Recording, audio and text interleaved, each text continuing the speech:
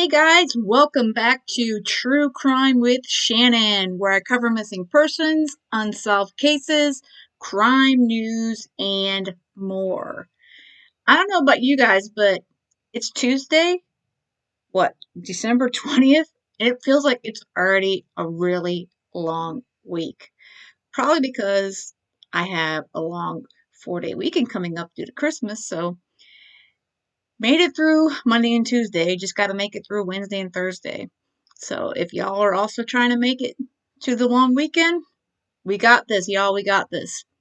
All right. So there's not been most of the stuff that's going on in the Idaho 4 case is a lot that's been still the surveillance images and video of Maddie and Kaylee walking from the club to the grub truck rather, and there's been some discussion still about the Elantra. There was one located in Oregon. So I'm going to discuss a bit of that and just go over a few things here.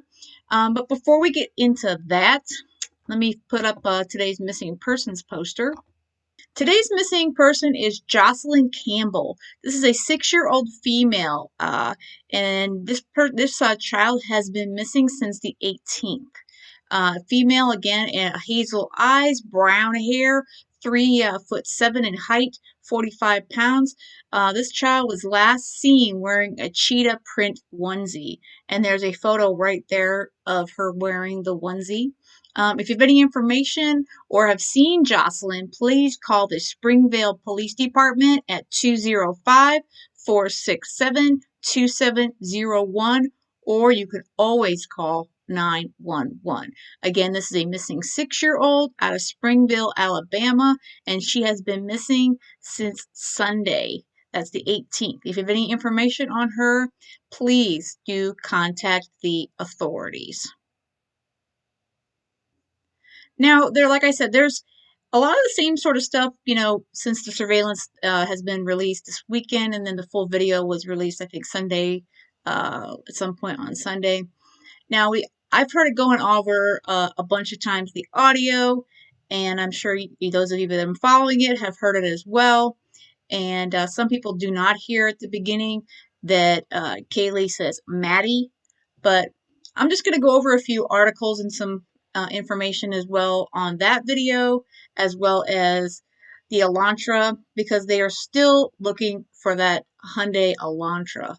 And I think that car and a lot of the digital evidence, the technology, as well as the DNA, I think those are some big things that are going to probably break this case. And again, I try not to get too much into any possible persons of interest, because this case, is just so many, faces have come out, and law enforcement has asked that you not do that. So I'm just kind of sticking with much of the facts, and speculation's fine as long as we make sure we are clear that it is speculation and what we're thinking on that.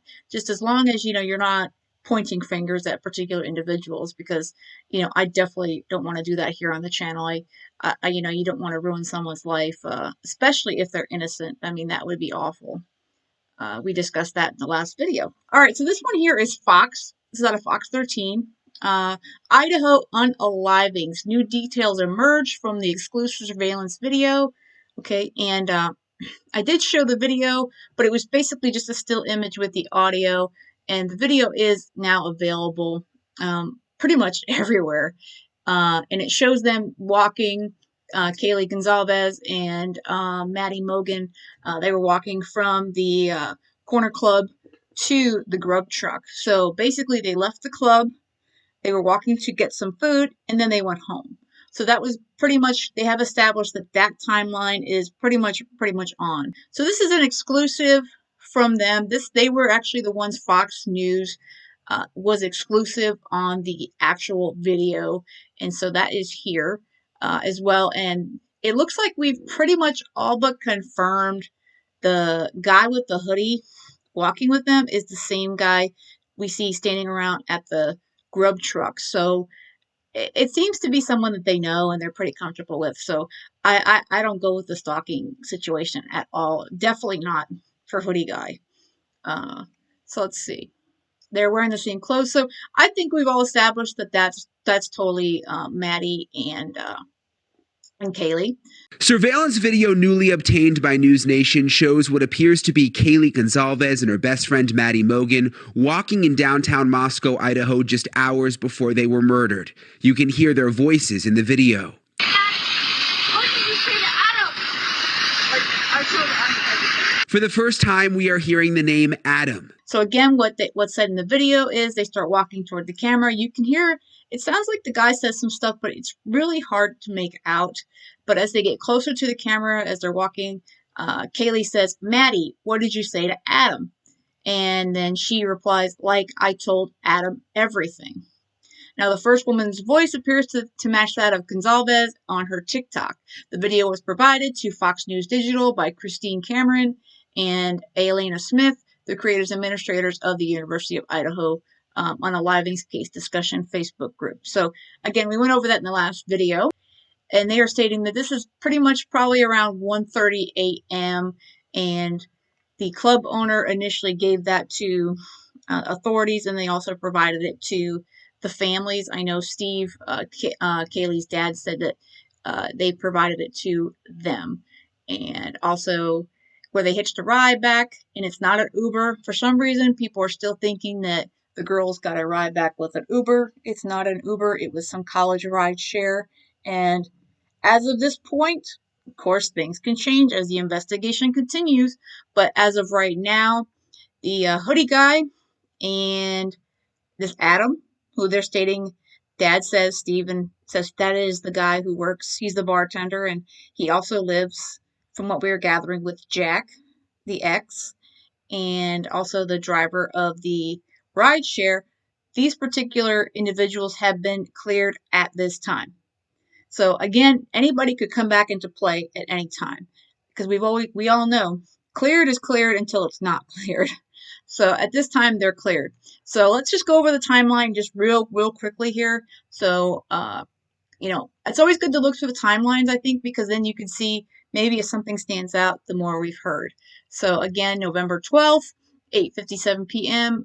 Victims Kaylee Gonzalez uploads photos on Instagram. Between 10 p.m. and 1:30 a.m. on November 13th, Gonzalez and victim Maddie Mogen will visit local bar, the Corner Club in downtown Moscow. And that's on the 13th.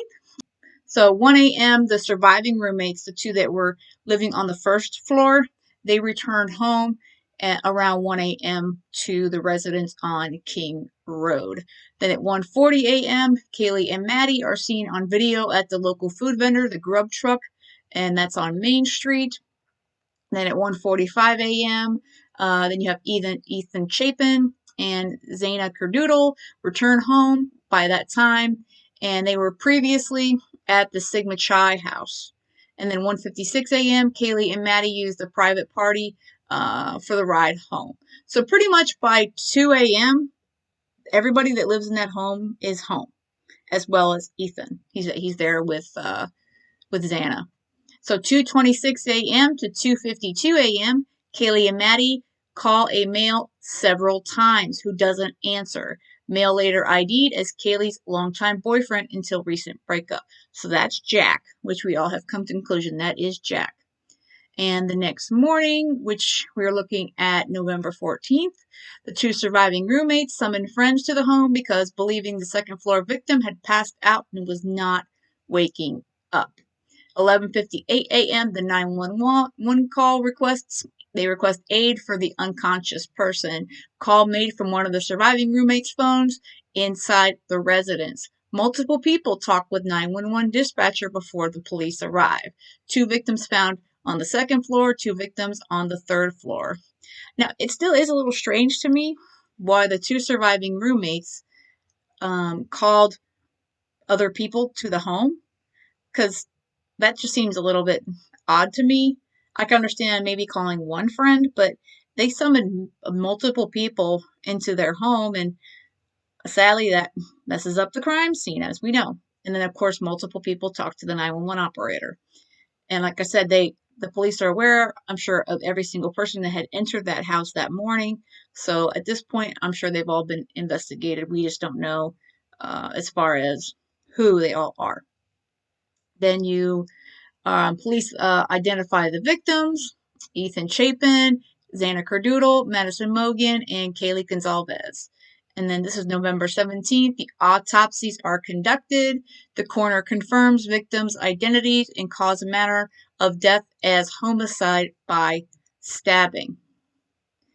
All right, so they discuss a bit about the Facebook group that has well over 90,000 members now, and like I said, everyone has been deconstructing up till this point until we had this video. They were deconstructing the food truck, the Grubhub truck, and of course now you've got this few seconds of video and them walking from the club to the Grub truck, and that's becoming a big topic as well. Dad says, Steve, Kaylee's dad says he just thinks it's two girls, having a good time between, they're being at the club and going home, and they said they talked to Adam, which, is a friend bartender. So as far as we know, until proven otherwise, that's all it is. I mean, it's just them talking about, Adam and, and their evening. And then police were describing they believe between 3 and 4 a.m. that the investigators are believing that they were unalive with a fixed blade knife. And then authorities said last week they believe a 2011 to 2013 white Hyundai Elantra spotted near the King Road home at around the time of the unalivings may lead them to critical information in the case. And of course, they're also still seeking information about the evening of November 12th and the following morning. So not only have we seen these videos from the Grub truck and the surveillance video that we just got a hold of the last 2 or 3 days, we saw the body cam footage, which I didn't see too much in it. There's been folks that have heard, uh, a possible scream in it. There's debate on, and I did see some odd lighting with the light went down in the background of the home, or it went off, or curtain was moved, something. So all of these pieces of video, if we've analyzed it, you can bet that professional law enforcement, their team has really analyzed it with every bit of their experience and their technology as well. So, and then, of course, police are still asking the public to come forward with anything unusual downtown where Gonzalez and Mogan were seen or related to the frat party at the Sigma Chi house. The Sigma Chi house is only 200 yards away from the crime scene. So I still have a feeling that something may have happened with the Sigma Chi fraternity. So to me, something about that fraternity still seems odd. And yeah, we come in with that whole group that's sort of like Reddit, 4chan. I refuse to go in there, but there have been screenshots. If you go to this Facebook group, which I previously linked to, which I will again if you're not already a part of the Facebook group that they're mentioning here that got this video of them walking downtown, it's definitely, it's definitely a group to check out because they do post screenshots. And I just be real careful trying to find that 4chan group because it borders on the dark web. So I definitely am not wandering down that rabbit hole. That's for sure. So, so that's pretty much Fox's update here. Let me pull up what Law and Crime had to say there about this Hyundai Elantra that was located. All right, so Moscow police are investigating an abandoned Hyundai Elantra found in Eugene, Oregon, with no license plates in Idaho unaliving probe. Now, Law and Crime seem to be one of the first that grabbed this story, but of course, it's everywhere. So let's see what Law and Crime has to say with their update. So, Moscow police are aware of an abandoned white Hyundai Elantra found with no license plates in front and damage after it was reported to be found on a street corner in Eugene, Oregon. Photos of the abandoned car have been circulating online. A spokesperson for Eugene police told Law and Crime they are working to impound the vehicle and forwarded the information about the white Hyundai to Moscow police. Aaron Schnell, a public information officer for Moscow police, told Law and Crime, "We are aware of the vehicle and are investigating it." Eugene police confirmed a vehicle was found on West 7th Street in Eugene. It is not clear whether this vehicle is the Hyundai being sought by investigators. Moscow is more than 750 miles away from Eugene. Law enforcement previously stated they are combing through information of about 22,000 white Hyundai Elantras. So a lot of Hyundai Elantras that we previously mentioned. So these are some photos of the abandoned Hyundai that was found in Oregon.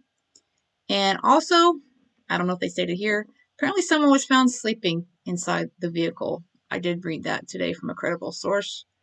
Let's see, the lead about the Hyundai came after police said they had received more than 10,000 tips since the investigation began on November 13th. That morning, roommates, okay, and then just kind of going through the story of November 13th there. Of course, and then they mention again the surveillance video from the corner club to the grub truck where, Kaylee asks Maddie about Adam and then Hoodie Guy's with them. Okay, so looks like Jennifer Coffendorfer has commented about it. It states, "I think it answers a lot of questions that some people might have about Hoodie Guy," said retired FBI agent Jennifer Coffendorfer. "Very early on, law enforcement has said they don't expect that he is involved in this unaliving and in this crime. Yet he's been indicated on social media with little more than the way he looked or his positioning at the food truck." I agree with her on that completely because he looks like, even though at some point one of the girls throws some words at him, I think that they're friends and I don't think he's got anything to do with what happened, that brutal crime. I really don't. The man who Law and Crime is not naming because he has not been charged with a crime can be seen standing near Mogan and Gonzalez at the food truck. As Gonzalez and Mogan walk out of the frame, presumably to a private ride service, Hoodie Guy walks in another direction. "I think this adds to the picture that Hoodie Guy is not involved," Coffendorfer said on Law and Crime's Sidebar podcast. In the video, Gonzalez asked Mogan, "Maddie, what did you say to Adam?" And Mogan responds, "I told Adam everything." And this is where it talks about what Kaylee's dad has to say about that video. Gonzalez's father told Fox News Saturday night that they've been aware of the video for some time, and it was comforting to them to see Mogan and his daughter just walking down the street as college students would. He said Adam was their bartender. It is not involved in the unaliving investigation. Moscow Police Chief James Fry released a pre-recorded interview Monday in which he said the department has received many tips about the white 2011 to 2013 Hyundai Elantra that police have been searching for nearly 2 weeks. All right, and then he continues to say, "What we're asking is that anyone who hasn't sent in a tip, if you own one or you know somebody who was driving one the day before or the day after, please send that tip in," Chief Fry said. The vehicle was in the immediate area of the crime scene at the time of the unalivings, police had previously stated. One Moscow police spokesperson said the car was there. Police have said the occupant or occupants may have information critical to the case. Debbie Franchtik, who owns an apartment building nearby on Linda Lane, told Law and Crime that Moscow police have access to their video surveillance system and received video from their system a day after the unalivings that showed a light-colored car driving west on Taylor Road around the time of the unalivings. Frantic said the vehicle appeared to be driving the speed limit, but she said you couldn't tell the make of the vehicle based upon her footage. However, she said police and the FBI intended to analyze and enhance the image. It's not clear whether Moscow police identified the vehicle from video that has not been released or from eyewitness account. However, police said that last week they noticed patterns from watching video of the area. Well, that's a good sign. They're seeing some patterns. See, I believe this is one example. They have other video and other information that they're not going to tell anybody about. And I sure hope they keep enough of it close to their vest because as curious as we are, we don't need all this information until this all comes together. Law enforcement has used some particular words that I noticed. One was a pattern, Coffendorfer said. They specifically said they've seen a pattern that really struck out to me because that means that perhaps they've seen this white Elantra previously. Meanwhile, the number of FBI agents working on the case has increased to 60 from 46 last week. Idaho State Police are also assisting in the investigation. So they've gone up from 46 working on the case to 60. And it sounds like, again, this Elantra, whether or not it's this car in Oregon, is beside the point. But the Elantra is going to be a big thing. And I think a lot of the video evidence, the technology, and hopefully they got a good amount of DNA from the scene and from the college kids, sadly to say, their remains. Because honestly, that's going to really solve the case. All that I think is going to come together. And, all that evidence is really going to be, all come together because forensics, technology, I mean, I think it's amazing what they can do with all that. Okay, now this here is a video from Fox with Nancy Grace speaking about the case. What did you say to Adam? I told him. Well, Fox News Digital revealing this exclusive surveillance video of University of Idaho students just hours before their deaths. The video shows the two women talking with a man who appears to resemble the same person in the original food truck surveillance video. Police maintain that man is not a suspect right now. Fox Nation host Nancy Grace joins us with more. Nancy, we'd heard the story about Adam in the conversation over the weekend, and apparently the father feels that he is not the suspect. I was talking to somebody in federal law enforcement over the weekend, and I said, by this point, certainly law enforcement, since the FBI is out there, they must be looking at geofencing, which is essentially law enforcement goes to and gets a search warrant to search all of the phones that were in a certain area at a certain time. And that, you would think, would be a jackpot of information. That's right. It sets up a virtual geographic boundary using GPS technology. You could also perform a cell tower dump, which is very intensive. But with all of the analysts available to help Moscow police, it's possible.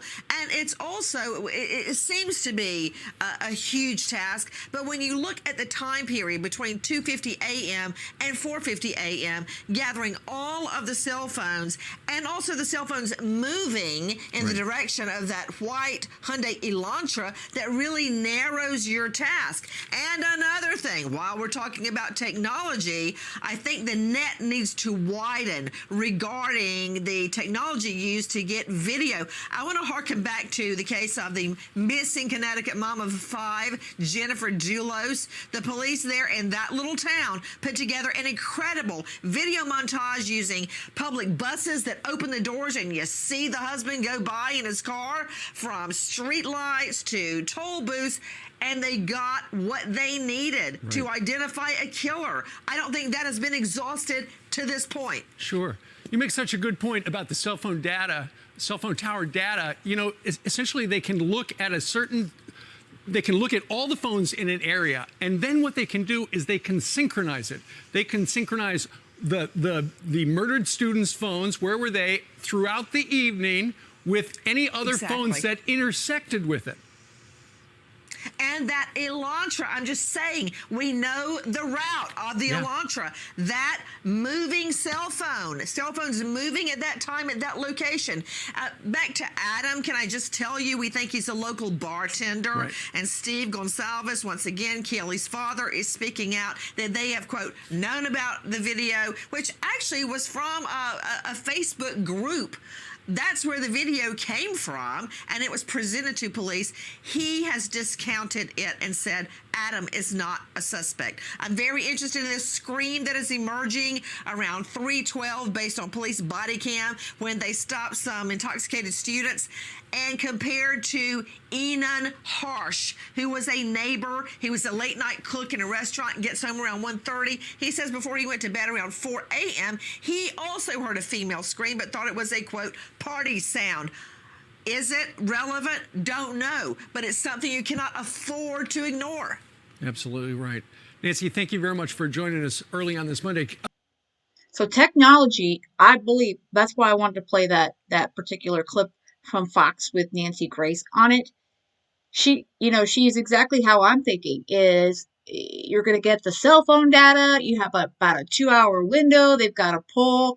They can do all this. They can grab the more surveillance videos. You got ring cams. You got all these possibilities. You got cameras from everywhere. I mean, there's cameras everywhere now. The fact that there was no cameras, by the Sigmund Shy house and all that, that's a little sus to me. But, again, I don't know how they are in Idaho. I believe, from what I understand, that's changing, obviously, after this horrific,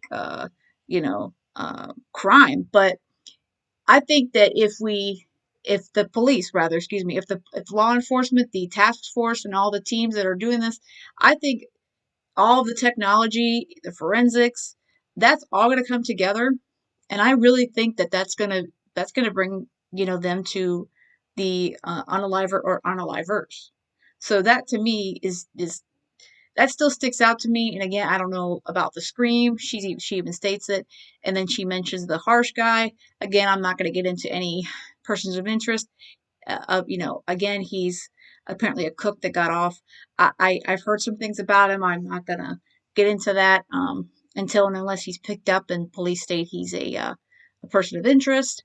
So of course, there's going to be suspicions, and there's going to be a lot of rumors, and that's why we got to be really careful with mentioning the name situation. So, a big respect to Law and Crime for keeping names out of their article and as well. So, I mean, I think there's a lot of evidence that law enforcement has gotten with the technology, with the cell phones and the videos. I think there's a lot more. Like they mentioned the video from the resident, the nearby resident. I think there's a lot more we didn't know about. I mean, we just found out about this business footage of the two girls walking with hoodie guy. We just found out about it on Sunday. So who's to say there's not a number of other videos, that we haven't found out about? I think there's more. Okay, so this is the city of Moscow Police Department's Facebook page. They posted a couple hours ago, as I'm recording this, their update. There's their update for today. So let's go through it. And there's also a bit of a video as well. It says Moscow, Idaho. The Moscow Police Department is providing the following information to update the public on the known facts surrounding the 4 unalivings that occurred on November 13th in Moscow, Idaho. There have been numerous questions about leadership in this investigation. Let me be clear. This is the Moscow Police Department's investigation, and I am the chief of police. The decisions are mine and mine alone. I have an excellent command staff with over 90 years of combined experience overseeing the investigation's daily operation, and I select who runs the investigative team, said Moscow Police Chief James Fry. We are supported by a highly trained and experienced personnel from the Idaho State Police and the FBI. Their continued resources and knowledge are vital to our success. Our investigative units work under a unified structure and have the autonomy to move forward and solve this case. Despite statements about my team, we remain focused on solving the unaliving of 4 students to seek justice for them, their families, and to help our community heal. Yeah, he's gotten a lot of folks questioning his abilities and even asking him to step down as the chief. So I think folks need to be patient, especially if the families are wanting them to handle this case, and they seem to be able to. They're working with him. As far as I know, Steve Gonzalez and his attorney are working very closely with them all this time. And yes, and Steve has been an outspoken one as well as his wife and one of his oldest daughter. But again, we are not law enforcement, and I believe that they are doing the best job that they can, and they have brought in experts to ensure that everything is taken care of. So they have the FBI, they have state police, and they also have, I believe, the Cold Case Foundation has also helped in this case. So they have a lot of expertise on it. Investigators continue processing and working through more than 7,650 email tips, 4,313 phone tips, 4,583 digital media submissions, and have conducted over 250 interviews. And investigators believe someone has information that adds context to what occurred on the night of the unalivings and we continue to request additional pictures, video, and social media content. Our focus remains on the investigation, not an individual's activities displayed in the tip. Whether you believe it's significant or not, your information might be one of the puzzle pieces that helps solve this case. So that's a lot of tips. That's a lot of tips they have to go through, and they've already conducted over 250 interviews. So we have to realize all these tips coming in, and they have to look at each and every single tip, irregardless of if it's credible or not. So someone calls in a tip, someone emails a tip, whatever they do with a tip, they got to look into it. So hopefully people are sending in, obviously we want them to send in the tips, like the Elantra in Oregon. That's a very important tip. I'm glad that somebody sent that in. But there are probably tips they're receiving that are probably taking up precious time that they don't need to be taking up. But again, if someone's not sure that it's something that they should call in, I'd rather have them call it in or email it in than not at all. Digital submission of tips and leads will not be publicly disclosed due to our ongoing commitment to keep information private, and details may be pertinent to the ongoing criminal investigation. Investigators are aware of a Hyundai Elantra located in Eugene, Oregon. We are working with the local jurisdiction to determine if the vehicle is related to our case. So again, they got that covered, and it was obviously a very good tip, and they're working with them to see if it relates to this case.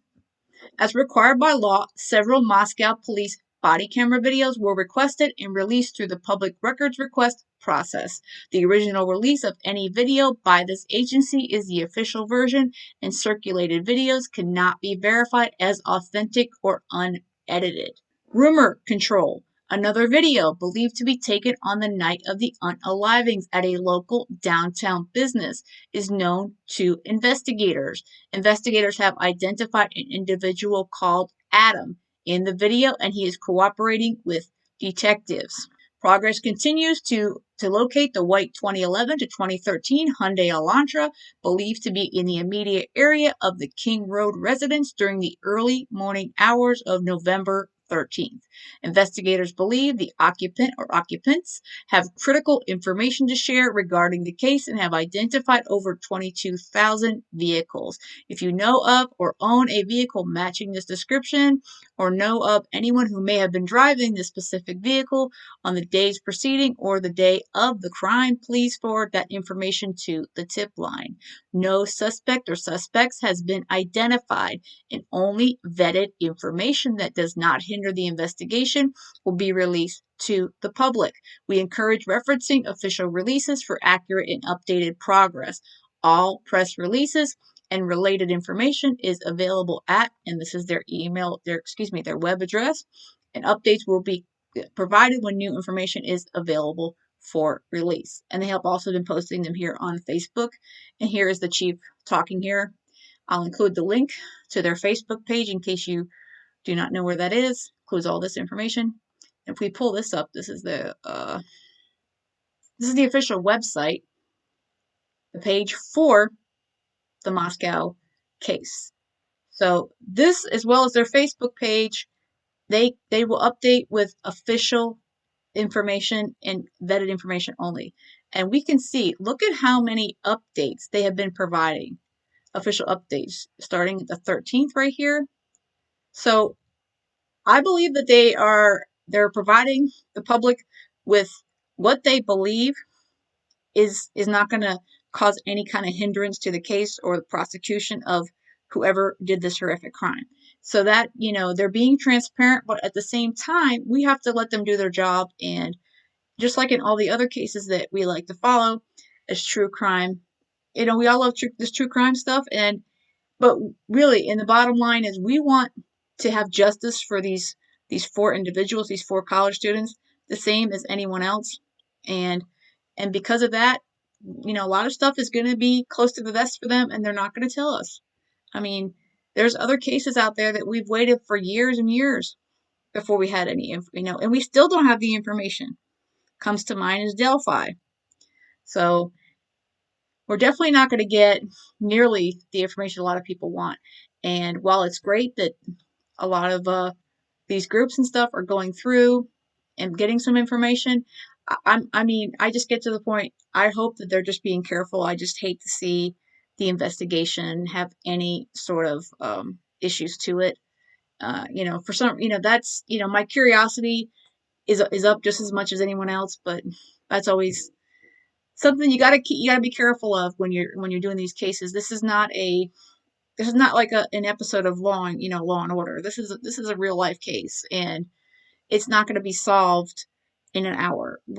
Hopefully it'll be solved sooner than later. I mean, I'm hoping that they have some more information, between now and January 1st, but we don't know, what it's going to take.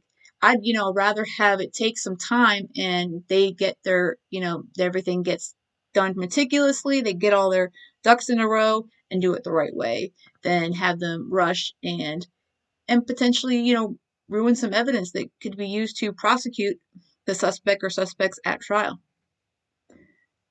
Okay, so let me know what you guys think in the comments. Do you think the same kind of thinking that I'm going along with, that technology, these cell phone data, the vehicle tracking, the finding the Elantra, getting this video, as well as the DNA? Do you think that's what's going to solve this case and find out the suspect or suspects?